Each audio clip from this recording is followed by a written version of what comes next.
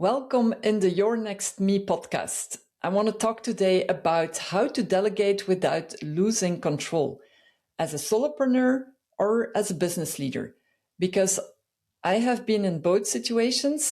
I am still in a solopreneur kind of environment, although I have a little team around me now, but I have been a business leader or a marketing leader in my previous jobs where I was running a team of over 40.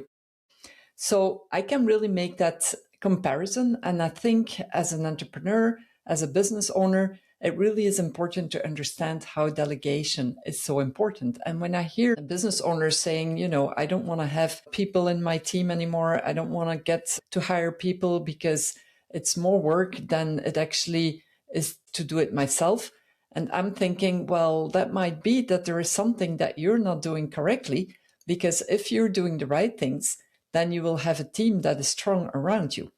And I recently started hiring people from my side as a solopreneur.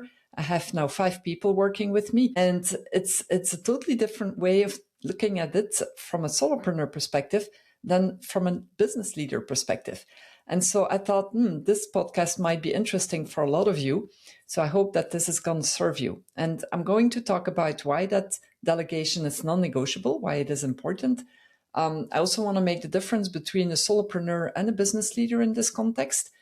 And I want to show you what are the traps that you will be recognizing and which you have to be careful for, and the 3 golden rules to keep in mind while you are going to delegate. So we'll go into this. And if you have any questions, any remarks, you can put them in the chat as well. And I'll make sure that I'll get back to you. And honestly, if you are a business leader or an entrepreneur and you want to scale up your business and you feel that those weekly podcasts that I'm putting in here are serving you, then please, by all means, give me on Spotify a 5-star. And if you are on YouTube, then please subscribe and also make sure that you're giving me a like, because that helps to give the possibility for more people to see this content and work with it. So the first thing, as I said, is why delegation is non-negotiable. First of all, if you're not realizing how delegation can actually improve your life and making sure that you're going to get a better balance between your business and your personal life, then that might be one of the reasons that you want to listen to this as well. Because the reality is that you will be your own bottleneck. It means that you're actually telling yourself that you need to control everything. And by the fact that you want to control everything, you cannot delegate sufficiently because you feel that you're the only one that can do the things right. So it's not always true. Obviously, you could go for the 100%, I'm doing it and I'm the best. But on the other hand, let go of your ego. Because if you let go your ego, you probably will be in a better position to go and trust people to help them understand what you need and that you can delegate that to them. Because if you will, and if you want, obviously, to continue scaling up in your business, then it's not trading time for money. That's what you do in the beginning, is that you basically sell your services, sell your products, sell everything you do, and you trade money for that. But it should be in the context of the responsibility of a team or even freelancers that you work with, is that you actually should trade money for time. That means that you buy time, that you basically buy the time that you cannot do anything, or you cannot take all the balls in the air and keep them all busy and efficient. And that's when you start buying time. That's what I have started to do here now.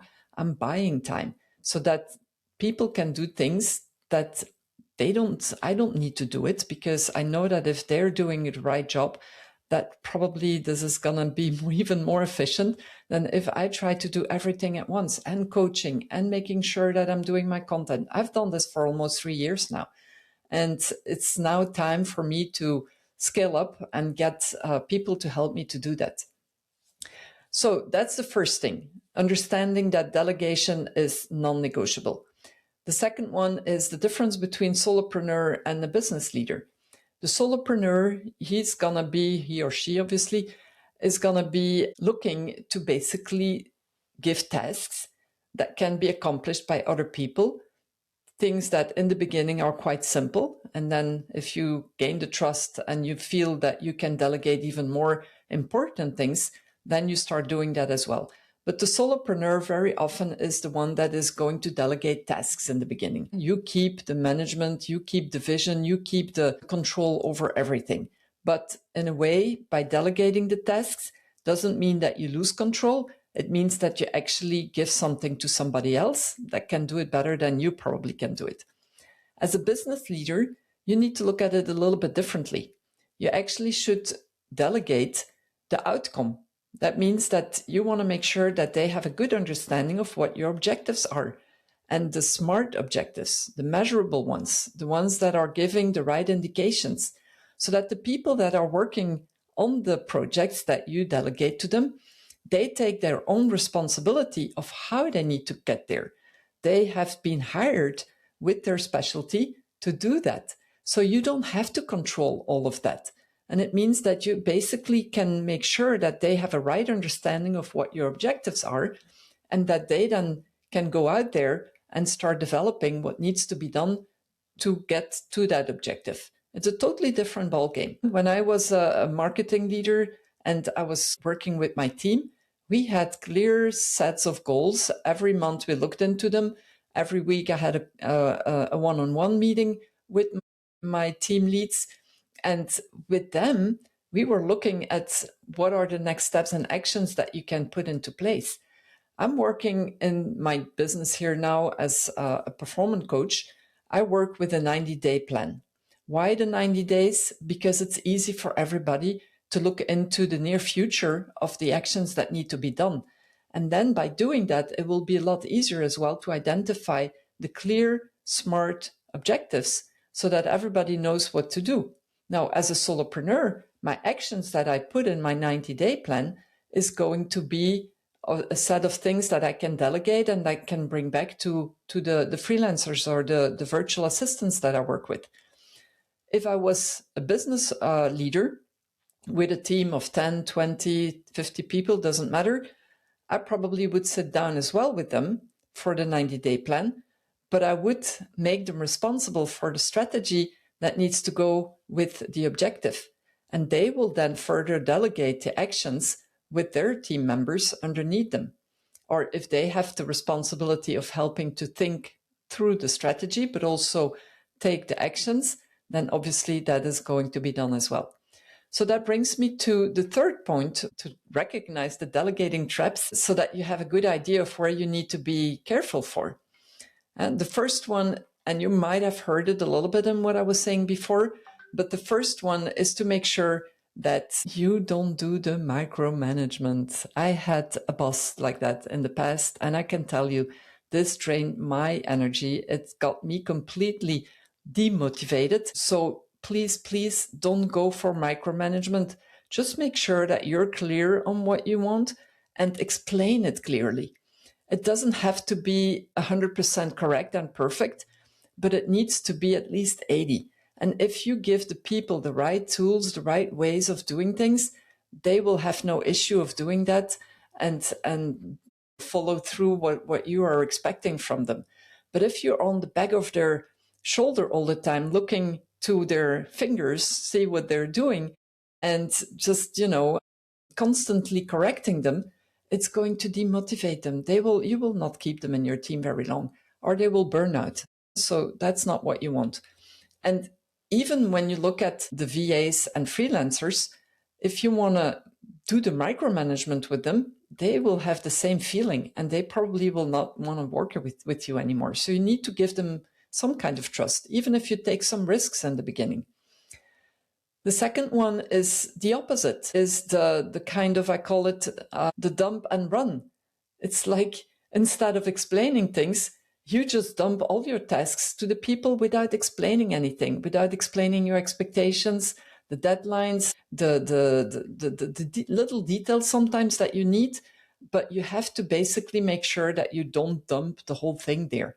It needs to be an in-between, the micromanagement and I call it also the abdication, so the dump of everything and then run away, if we had to give it a metaphor. But so yes, in that case, you need to make sure that you have the right balance between both.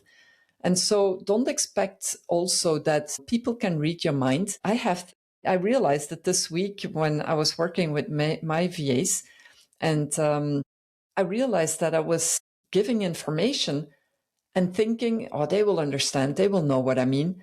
But actually, we haven't been working very long together. So they don't know me very well right now. It needs to be a long-term relationship that we're building and that we're making sure that we get to know each other as well. So it's also my responsibility of making sure that what I delegate is going to be in a very proper way. It's with a briefing, it's with an explanation, it's with a good thought of what I need and why I need it. It's with an agenda every time that we meet to make sure that we follow up on the different action points. It's little tricks. So even if you work with a VA as a solopreneur, for example, or freelancer, don't go with the idea that because they are independent and that they are their own boss, that they can do everything for you without getting the right explanation. It needs to be a really good, well set communication. And it's exactly the same as a business leader.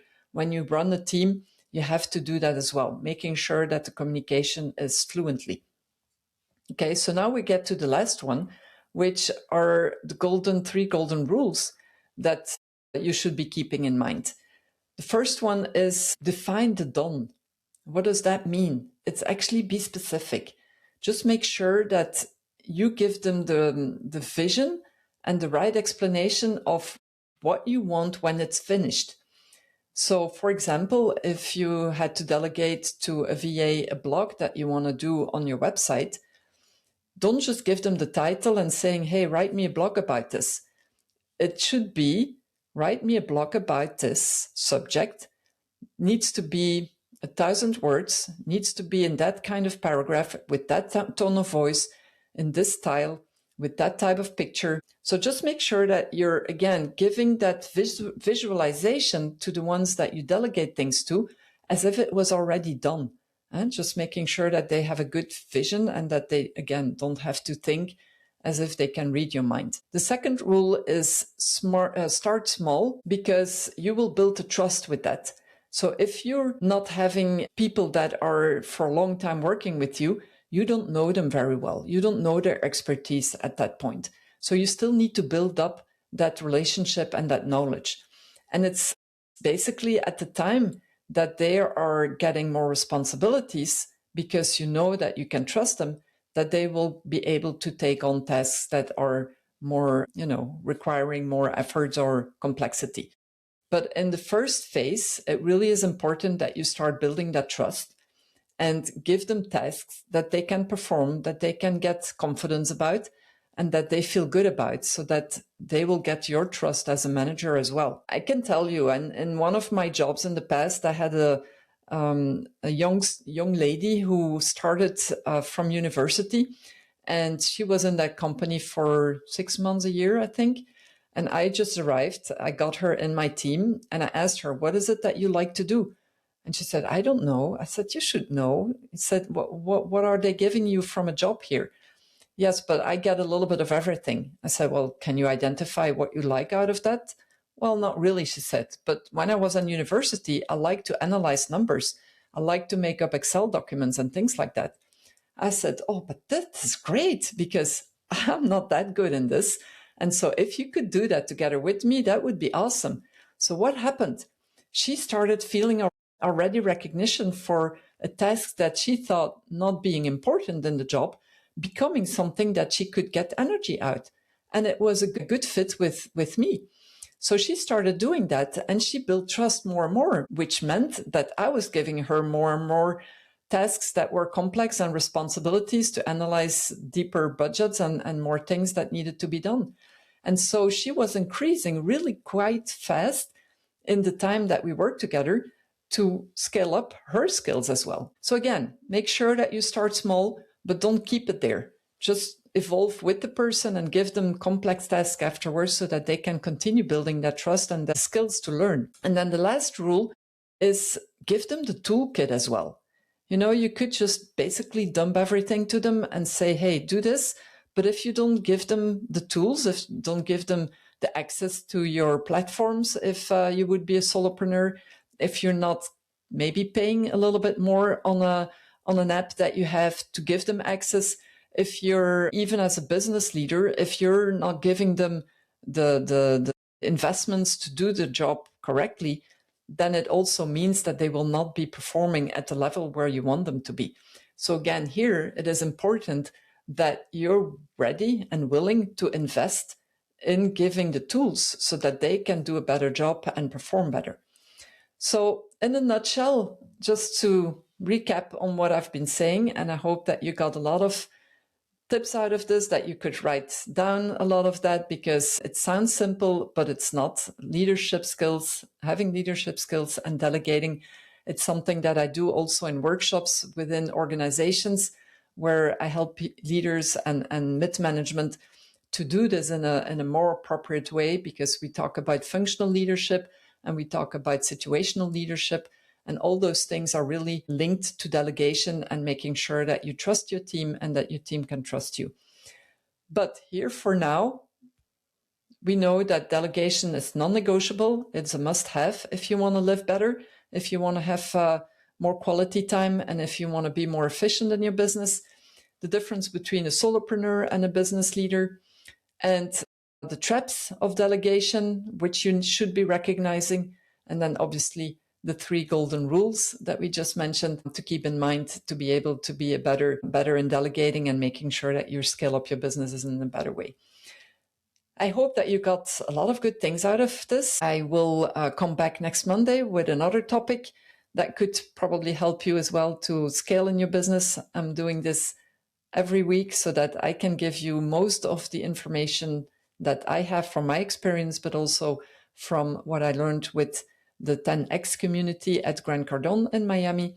And this is, I mean, the combination of what I know and what I've experienced, I think is always great, because it only can help you to understand better how things are going when you hear it from somebody that has gone through it. So if you like this, please leave me a comment. As I said, you can always follow me and subscribe. Have a great day, and I'll talk to you soon. Bye.